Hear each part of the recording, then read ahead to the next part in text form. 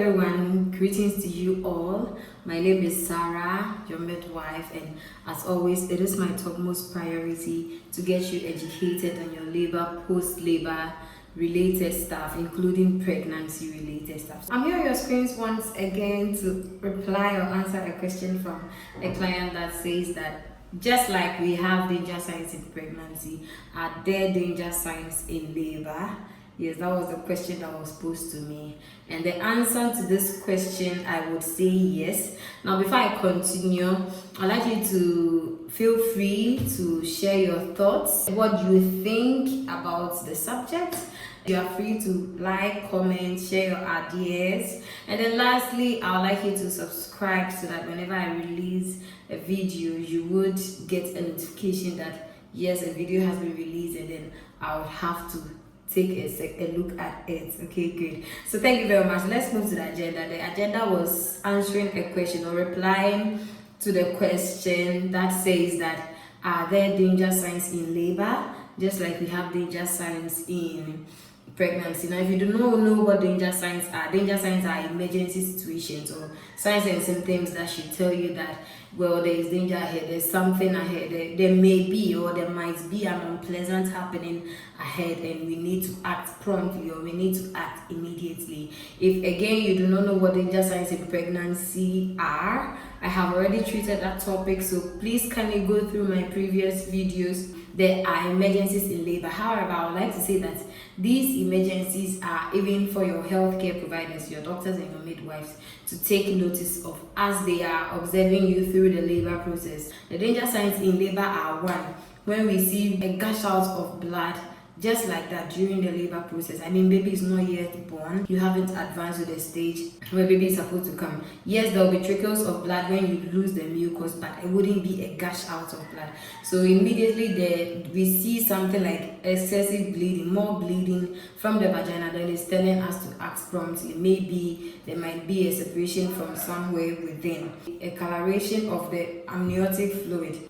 A coloration and foul smelling. So definitely when water breaks, or even when at the start of labor, when we are having fluids coming from the vagina, it should be clear, okay? But then when the fluid is having a color, a greenish coloration, brownish coloration, and then it's foul smelling, that is going to tell your healthcare provider that the fluid that baby is lying in is not safe, okay? It means it can cause baby to be asphyxiated. And then when there's fever, okay, you'll feel warm and all that, but you shouldn't have fever. Some of us throw up a lot and do other things. By the time we realize we are sick within the bed and we are so exhausted and we can't do so, there shouldn't be any fever, okay? And then also during labor, I mean, labor is painful, but we'll be doing our normal assessments of the contractions. However, in some cases, sometimes you may touch the abdomen and then it is so tender to touch. This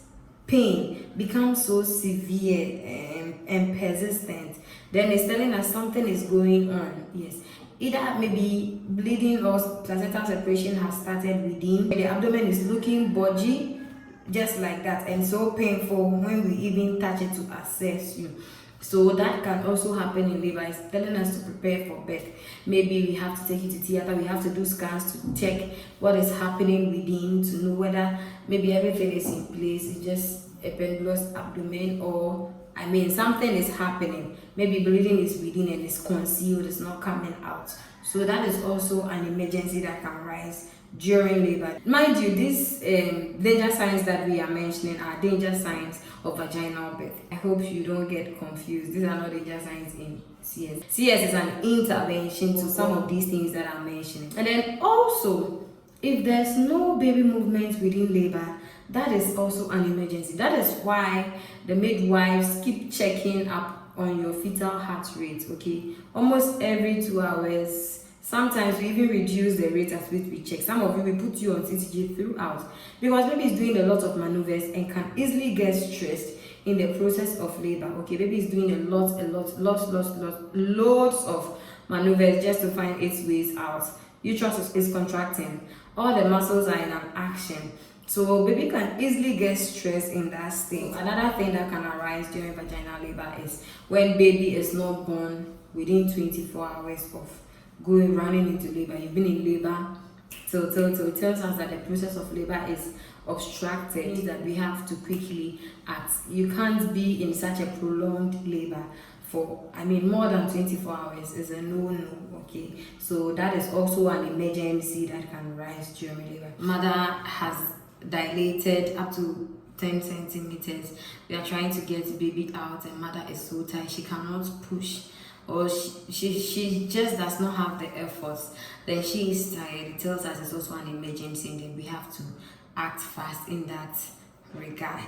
Again, where we are trying to also bring baby out, baby mother is pushing, the efforts are there, but baby is not coming. We've done everything possible, baby is not coming. Okay, maybe the shoulders are locked, or the head and the pelvis are not able to cooperate, and so they cannot pass. We call that condition CPD. We have shoulder dystocias and what have you. Okay, sometimes we even see malpresentation, that is positions that are not, I mean, appropriate for delivery, like baby coming with the bra, or baby coming with the buttocks, baby lying in a transverse way. Okay, some of them, because of low antenatal attendance, some of them errors could occur, and then they are not detected during antenatal. They become emergencies during labor, vaginal labor as well, and then we have to act fast on those ones. Other things that can also rise, they demand quick acting, more like maybe getting into the third stage and then placenta is not delivered in an hour or 30 minutes of birth. Then we know that placenta is getting retained, and after birth, during a vaginal birth, then bleeding is continuous. We do everything possible to stop the bleeding, and then it doesn't stop.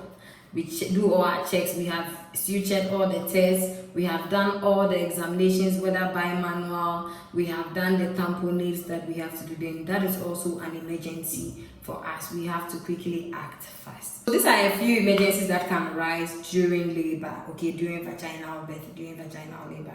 And I hope that you have been enlightened. Some of even these danger signs we do not see even with our own eyes or these machines and what have you. More like amniotic fluid embolism is a condition where some of the amniotic fluid can easily seep into the maternal circulatory system, and then by the time you realize, it shuts all the respiratory system, the heart, the circulatory system, it shuts them down, and then we end up maybe getting mother into a critical state. These ones we cannot see with our eyes, so mostly and always our midwives and our doctors are on their toes, acting quickly and promptly for you, doing all their checks. So the various checks that we do for you during labor is just for you, just to make sure that you and baby are in good shape, okay, as much as possible, to prevent the things that we cannot see, okay, with the conditions that we do not have controls over. We make sure that we do not get you into that state, to ensure safe delivery without complications. So that is why we always do the checks. So kindly cooperate with us during vaginal birth. We know you're uncomfortable, however, if you cooperate, you would be able to get prompt interventions, because you get quick notification on a condition, a situation that is happening. You get prompt interventions, and then we are all good. So do not let these danger signs in labor scare you. They are for your caregivers to take notice of, however you play a part in it, as in helping us realize it early by cooperating, doing our checks and what have you. Be rest assured that you and baby are going to be delivered in a good state with no cause for alarm. All right, great. So thank you very much. I hope I have answered your question. Let's get this across to everyone, and also thank you so much. I can't stop thanking you who is watching my video, who is sharing it, who is liking it, who is commenting, giving me constructive criticisms. I appreciate it all. It's bye for now.